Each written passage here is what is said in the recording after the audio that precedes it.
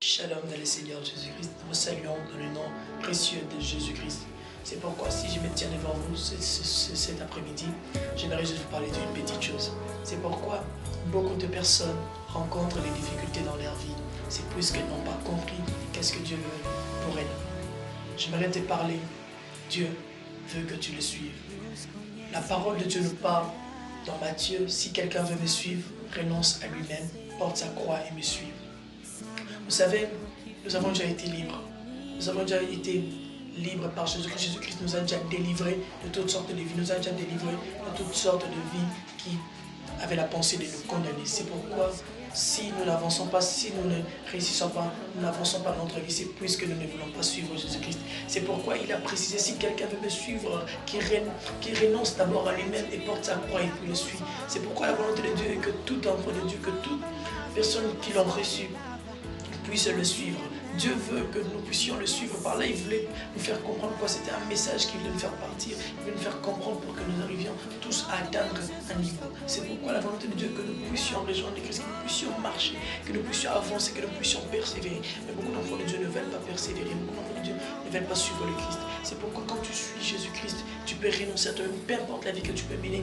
Mais Jésus-Christ veut d'abord que tu viennes vers lui, que tu te décharges, que tu t'abandonnes totalement. Quand tu t'abandonnes à Jésus-Christ, peu importe tout ce que tu feras, il sera toujours là pour toi. Il sera toujours capable de à t'aider. Il sera toujours capable de te fortifier. C'est pourquoi ne regarde pas ta vie. Quand tu regardes ta vie, tu auras du mal à avancer. C'est pourquoi ne regarde pas toutes choses qui te freinent, mais regarde plutôt les choses que Dieu veut prévoir pour toi.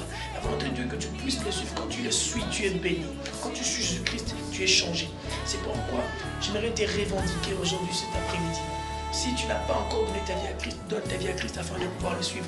Car on ne peut que suivre Jésus-Christ si on l'a reçu. Car après avoir donné sa vie à Jésus-Christ, nous devons maintenant suivre Jésus-Christ, nous devons marcher selon Jésus-Christ. Jésus-Christ a des plans merveilleux pour nous. Jésus-Christ a des plans qu'il a prévus pour nous. Il a des plans qu'il a destinés pour nous, pour que nous puissions vivre cela.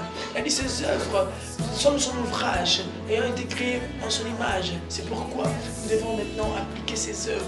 Il a dit ses œuvres dont lui, il a déjà préarrangé sur les œuvres que nous devons pratiquer. C'est pourquoi, enfants de Dieu, nous ne devons pas nous laisser être incrédulisés par le monde. Nous devons plutôt comprendre qu'est-ce que Dieu attend de nous, qu'est-ce que Dieu veut de nous. C'est pourquoi Dieu veut que nous puissions nous abandonner. Quand nous nous laissons à lui, nous pourrons le suivre. C'est pourquoi, si tu veux réellement marcher avec Dieu, ne regarde pas tes problèmes, mais laisse Dieu s'en occuper. Laisse Jésus s'en occuper. C'est pourquoi plusieurs personnes qui veulent suivre Jésus-Christ renonçaient d'abord à elles-mêmes. Suivre Jésus-Christ. C'est pourquoi quand Bartimée a été guéri, quand le canal a été guéri, il a cherché à marcher, aller avec le Christ. Le Christ a dit non, arrête-toi, laisse-moi sortir. C'est pourquoi Dieu veut que tu sois changé.